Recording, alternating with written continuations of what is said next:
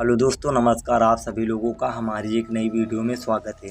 तो दोस्तों, आज की वीडियो में हम आपको कब्रिस्तान के ऊपर एक बहुत ही भूतिया और डरावनी कहानी सुनाने जा रहे हैं। तो चलिए मैं वीडियो को स्टार्ट करता हूँ। डेहरा कब्रिस्तान हिंदुस्तान के सबसे हॉन्टेड जगह में से एक है।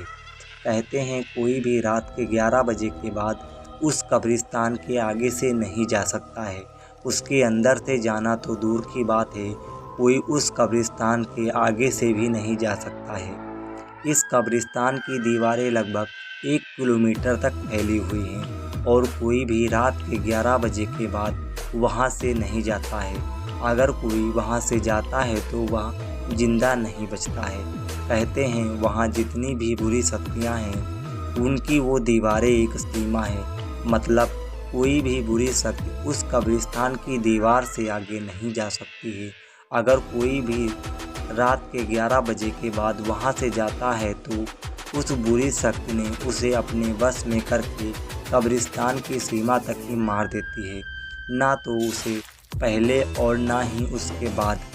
आज की जो यह कहानी है वो डेहरा कब्रिस्तान के पास के गांव में रहने वाले एक मुकेश के साथ घटित घटना है। अब यह कहानी मैं आपको उन्हीं के शब्दों में सुनाता हूँ। मेरा नाम मुकेश है। मैं टांगा चलाने वाला एक व्यक्ति हूँ। जो रविवार का दिन था, शाम के लगभग 7 बजे थे और मैं अपने घर पर था। तभी वहाँ राजू आता है और राजू हमारे गांव का तो नहीं था, पर उसे कुछ खेत हमारे गांव में दिए गए थे, जिसके कारण वो यहाँ आता जाता रहता था। राजू ने मेरे पास आकर कहा कि उसकी घास उसके खेत में कटी हुई रखी है और उसकी घास को उसके घर तक पहुंचाना है।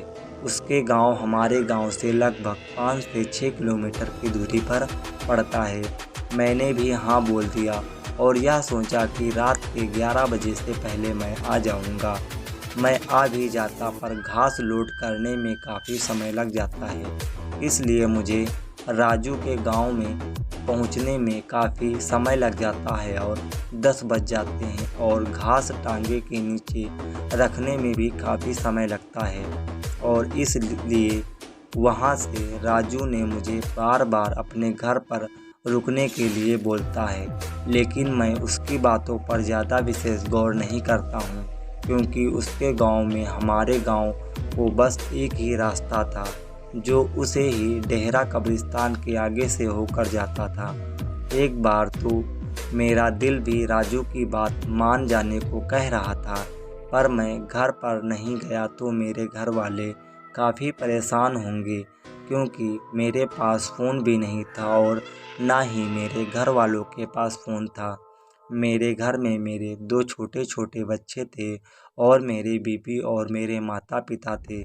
मुझे उन सब की बहुत चिंता होने लगी थी, इसलिए मैं जाने को तैयार हो गया और अब मैं उस ही कब्रिस्तान के पास पहुंच गया था। मैंने अपनी घड़ी में समय देखा तो 11 बज चुके थे। पहले तो मैंने सोचा क्यों ना मैं वापस लौट जाऊं, फिर मैंने किसी तरह हिम्मत करी और आगे बढ़ा।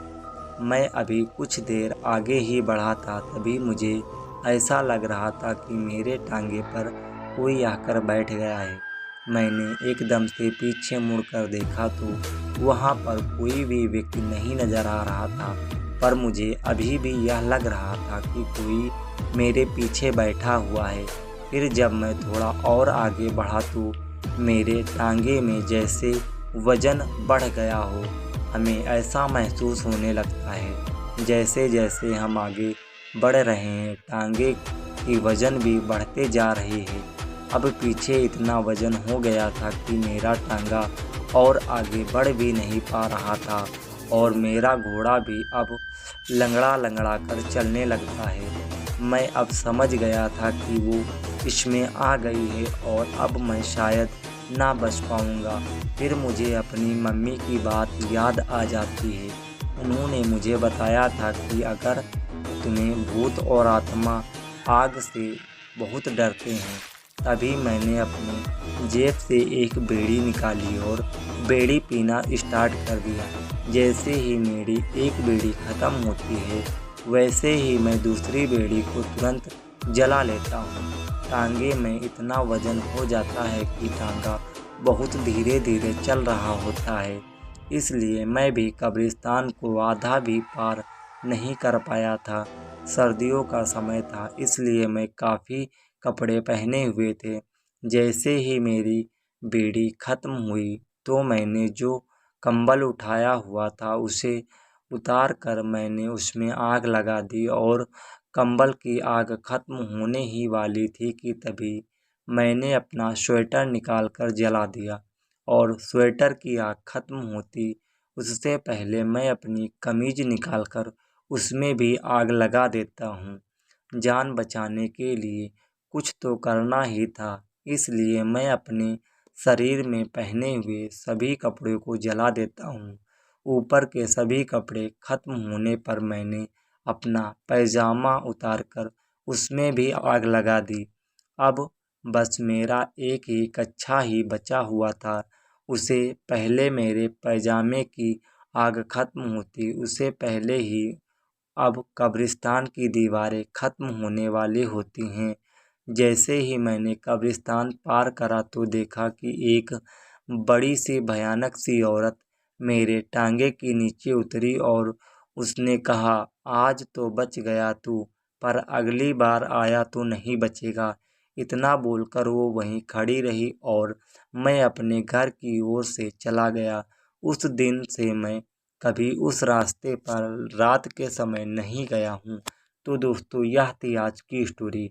अगर आपको यह स्टोरी पसंद आई हो तो वीडियो को लाइक करके आप चैनल को सब्सक्राइब जरूर करिएगा। मिलते हैं तब तक अगले वीडियो में। जय हिंद, वंदे मातरम।